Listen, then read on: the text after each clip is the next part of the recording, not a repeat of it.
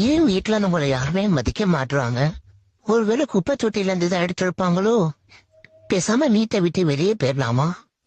வெளியே போனா சோத்துக்கு செஞ்சு அடிக்கணுமே. வேணும், எங்கேயே இருந்துரும்.